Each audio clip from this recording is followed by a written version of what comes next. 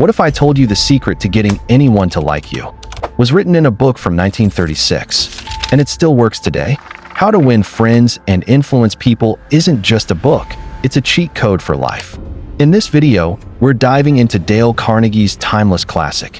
Whether you're trying to build stronger friendships, win people over, or navigate tricky conversations at work, this book gives you simple, practical tools that still work in everyday life. Let's begin with an unexpected character, Al Capone. Most people think of him as a ruthless gangster, someone who ran crime rings, manipulated power, and spread fear. But strangely enough, Capone didn't see himself that way. In his own words, he said, "I've spent the best years of my life giving people light pleasures, helping them enjoy themselves, and all I get is abuse, the existence of a hunted man." The notorious mobster who terrified Chicago believed that, deep down, he was a good man. Wow. The takeaway? People rarely see themselves as wrong. If someone like Capone thought he was doing good, it shows how resistant most of us are to criticism. That's why criticizing others usually backfires. Criticism makes people defensive. Even when it's meant to help, it often makes things worse. We feel attacked, we justify our actions, and we rarely walk away grateful. The better alternative? Appreciation. A few genuine compliments can go much further than harsh feedback. This was the method used by Charles Schwab, a top figure in the steel industry. Rather than picking on his team's flaws, he praised their efforts, and that's what helped him lead effectively. That simple shift, choosing to recognize effort instead of fault, built trust and boosted productivity. People tend to rise to the level of belief others have in them. And speaking of making people feel good, here's a small but mighty trick. Make people feel valued. Imagine walking through your front door after a long day, only to be greeted by a wildly excited dog, tail wagging and tongue out. You can't help but smile. That enthusiasm feels amazing, and it's why dogs are so lovable. They make us feel wanted. Humans are no different. We gravitate toward those who genuinely enjoy our company. So instead of trying to be impressive or interesting when meeting someone new, flip the script. Show interest in them. Ask questions, remember their name, smile sincerely, and let your body language show that you're glad they're around. When people feel important in your presence, they'll be drawn to you. There's a true story about a landscaping inspector who complimented a client on his rare breed of dogs.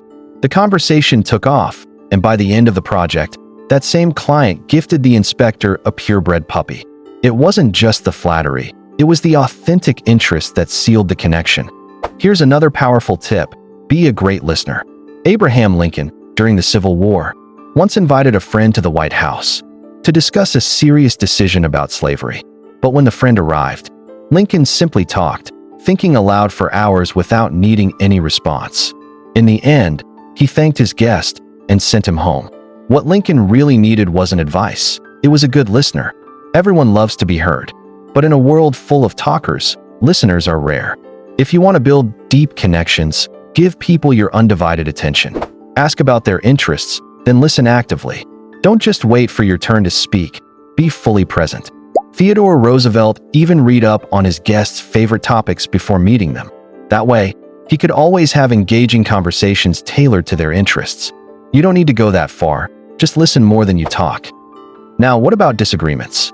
Let's be honest, outside a courtroom, no one truly wins an argument.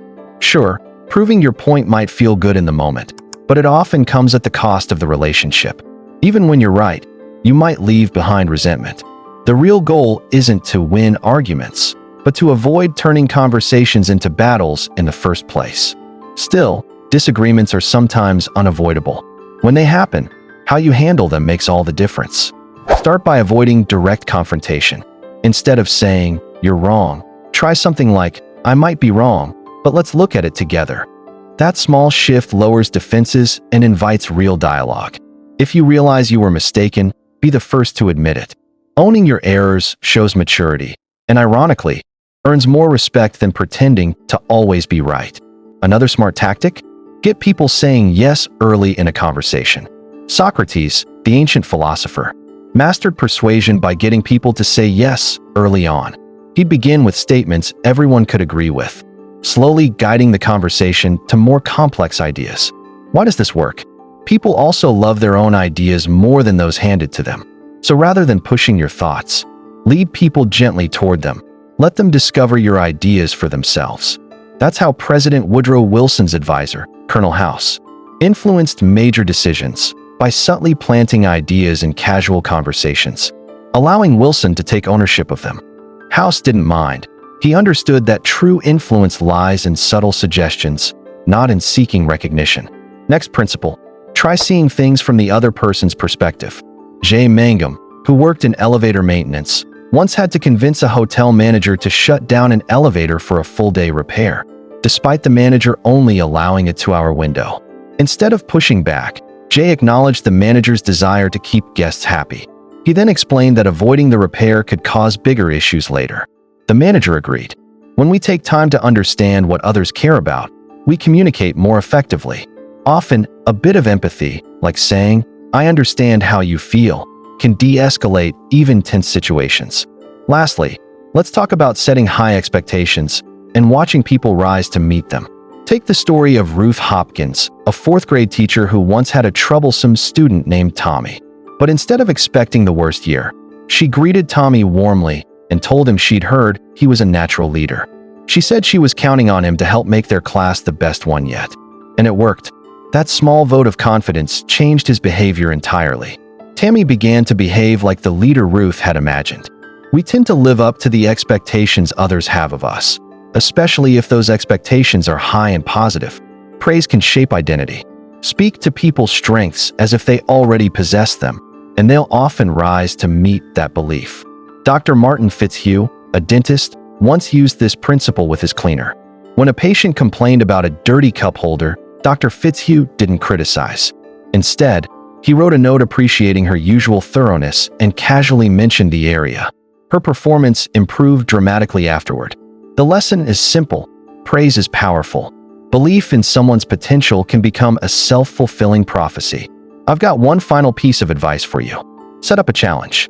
If you find yourself repeatedly trying and failing to motivate workers, try awakening their natural sense of competition. All you need to do is find a way to appraise your employees' performances and then acknowledge the top workers publicly.